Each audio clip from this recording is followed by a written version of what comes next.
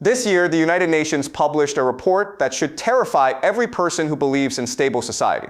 According to the 2025 World Social Report, over half of the global population has little to no trust in their government. 60% of humanity is struggling or suffering, and nearly 40% believe life was better 50 years ago. But here's what the headlines didn't tell you. This isn't happening by accident. The collapse of trust isn't a natural phenomenon or an unfortunate side effect of modern life. It's the predictable result of a system that has been systematically designed to benefit a small elite while leaving everyone else to fend for themselves. What we're witnessing isn't just political dissatisfaction or economic anxiety. We're watching the controlled demolition of the social contract that has held societies together for centuries. And the people doing the demolishing are the same people who profit when that contract breaks down. Let me explain how this works. When we talk about trust in institutions, we assume that institutions want to be trusted. But that assumption is wrong. Trust creates accountability, and accountability limits power. If people trust their government, they expect it to serve their interests. If people trust corporations, they expect fair treatment. If people trust the media, they expect honest reporting. But what happens when institutions no longer need public trust to maintain power? What happens when they discover they can operate more efficiently without the burden of public accountability? What happens when keeping people confused, angry, and suspicious becomes more profitable than earning their trust? This is the reality of institutional design in the 21st century. Power structures have evolved beyond the point where they require popular legitimacy to function. They've discovered that distrust is actually more useful than trust because distrust keeps people isolated, atomized, and unable to organize effectively against concentrated power. The numbers from the UN report reveal the scope of this transformation. In countries where trust in government has collapsed, we don't see revolution or reform. We see resignation. When people lose faith in institutions, they don't replace those institutions with better ones. They retreat into private survival strategies and give up on collective action entirely. This withdrawal from civic engagement is precisely what concentrated power needs to operate without interference. When people stop believing they can change things through democratic processes, they stop trying to change things through democratic processes. When people stop expecting institutions to serve the public interest, institutions stop pretending to serve the public interest. But the collapse of trust didn't happen overnight. It's the result of decades of deliberate policy choices designed to transfer wealth and power from the many to the few. The neoliberal revolution of the 1980s wasn't just about economic policy. It was about restructuring the relationship between citizens and institutions in ways that would make concentrated power less accountable to democratic oversight. Consider what happened to the media. 50 years ago, journalism was a public service profession with legal obligations to serve the public interest. Today, it's an entertainment industry owned by billionaires who use it to advance their personal agendas. When 6 companies control 90% of what Americans read, watch, and hear, is it surprising that people have lost trust in media? Or consider what happened to government. 50 years ago, public service meant working for the public. Today, it means managing the revolving door between regulatory agencies and the industries they're supposed to regulate. When former pharmaceutical executives run the FDA and former Wall Street executives run the Treasury Department, is it surprising that people have lost trust in government? Or consider what happened to the economy. 50 years ago, corporations had obligations to workers, communities, and society as well as shareholders. Today, shareholder value is the only value that matters. When companies can eliminate entire towns' worth of jobs to boost quarterly profits, is it surprising that people have lost trust in capitalism? The pattern is consistent across every major institution. They were systematically restructured to prioritize the interests of concentrated wealth over the interests of ordinary people. And when people noticed this transformation and began to lose trust, they were told the problem was with their expectations, not with the institutions themselves. This is where the psychology of trust collapse becomes particularly insidious. When institutions fail to serve people's interests, the natural response is to demand better institutions. But instead of addressing institutional failures, the elite narrative shifts the blame to the people losing trust. They're told they're too cynical, too negative, too unrealistic in their expectations. This victim blaming serves 2 purposes. First, it deflects attention from institutional failures by making distrust seem like a personal character flaw rather than a rational response to bad institutions. Second, it creates a self-fulfilling prophecy where people internalize the message that their distrust is the problem, leading them to withdraw from civic engagement rather than demand better governance. The UN report documents the global scope of this phenomenon, but it doesn't examine the intentionality behind it. When the same patterns of trust collapse appear simultaneously across different countries with different political systems, that suggests coordination, not coincidence. When the same corporate consulting firms that design voter suppression strategies also design citizen engagement programs, that suggests deliberate dysfunction, not accidental incompetence. The evidence for intentional trust destruction is hidden in plain sight. Political campaigns now spend more money on voter demobilization than voter mobilization. Corporate communications budgets prioritize crisis management over customer satisfaction. Government transparency initiatives are designed to overwhelm citizens with useless information while concealing useful information. These aren't bugs in the system, they're features. They represent the evolution of power structures beyond traditional democratic accountability. When institutions can maintain power without public trust, they have no incentive to earn public trust. When they can profit from public confusion, they have every incentive to create public confusion. But the collapse of trust creates its own problems for elite power. When people stop believing in legitimate authority, they become susceptible to illegitimate authority. When they stop trusting democratic institutions, they become attracted to authoritarian alternatives. When they stop believing in shared truth, they become vulnerable to conspiracy theories and extremist ideologies. This is the dangerous phase we're entering now. The controlled demolition of institutional trust was supposed to create compliant, atomized populations that would accept elite rule without resistance. Instead, it's creating angry, radicalized populations that are increasingly attracted to violent and irrational responses to elite rule. The rise of authoritarian movements across developed democracies isn't separate from the collapse of institutional trust. It's the direct result of that collapse. When democratic institutions lose legitimacy, people don't become more democratic. They become more attracted to anti-democratic alternatives that promise to restore order and meaning to their lives. This creates a crisis for elite power.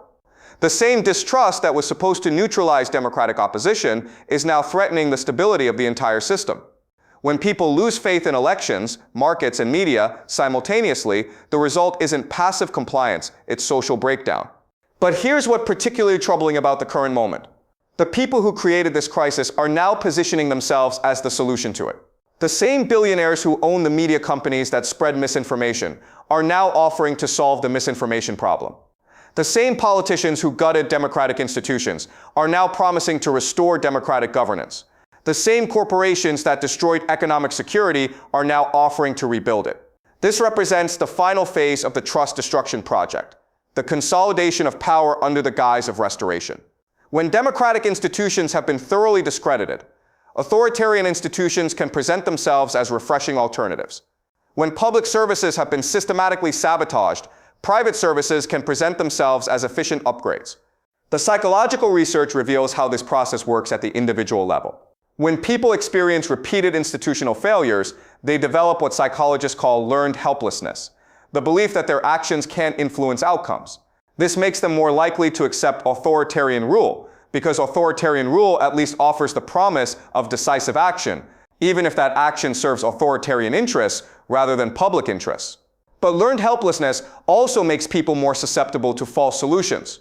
When you believe you can't change things through normal channels, you become attracted to abnormal channels.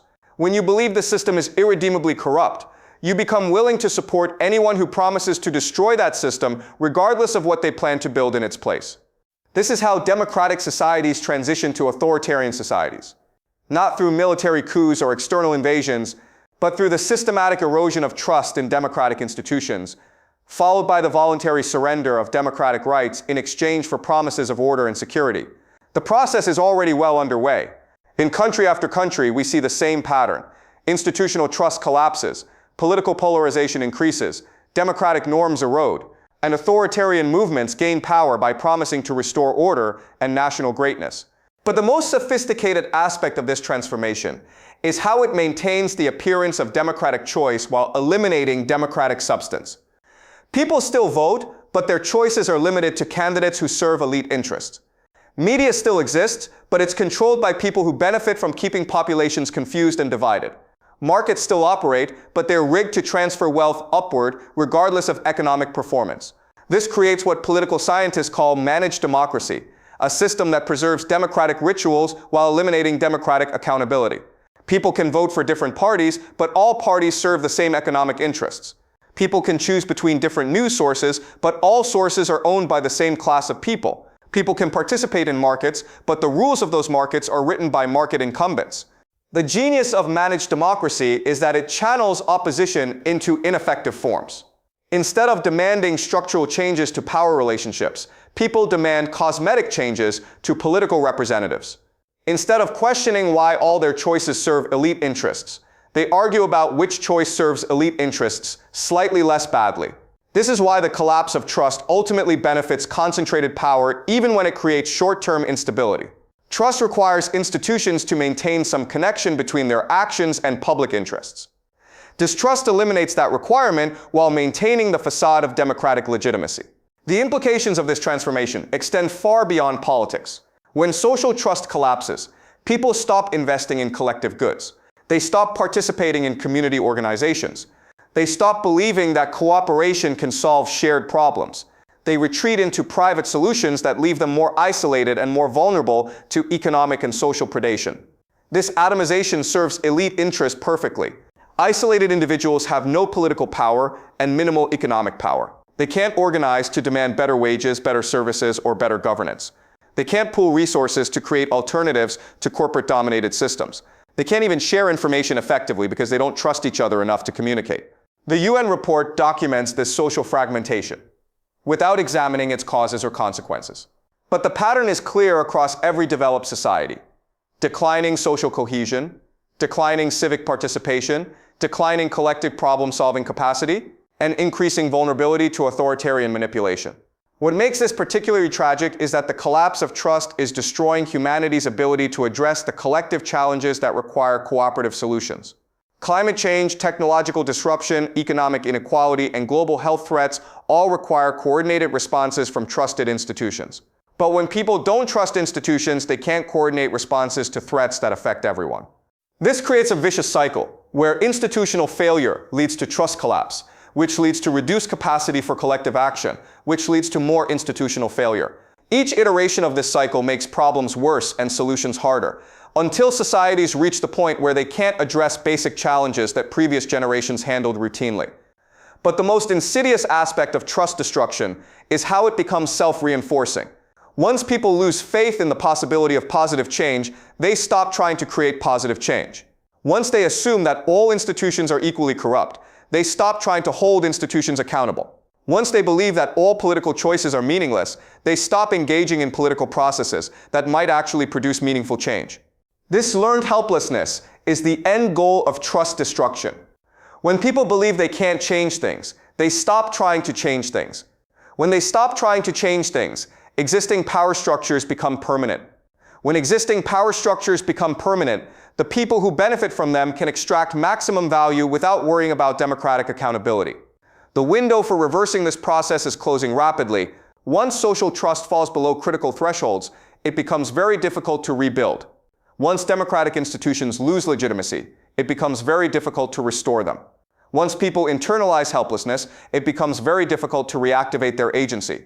But understanding how this system works is the first step toward changing it. The collapse of trust isn't natural or inevitable. It's the product of specific policies implemented by specific people with specific interests, which means it can be reversed by different policies implemented by different people with different interests. The question is whether enough people will recognize what's happening and organize to change it before the process becomes irreversible. Because once democracy transforms into managed authoritarianism, history suggests that reversing that transformation requires the kind of social upheaval that makes everyone worse off, including the elites who created the problem in the first place. This is the choice we face. Restore trust in institutions by making them actually serve public interests, or watch those institutions evolve into instruments of permanent elite domination. The UN report shows us how far down this path we've already traveled. The question is whether we have enough time and enough collective will to change direction before it's too late. The answer to that question will determine whether the next generation inherits functioning democracies or lives under sophisticated forms of authoritarianism.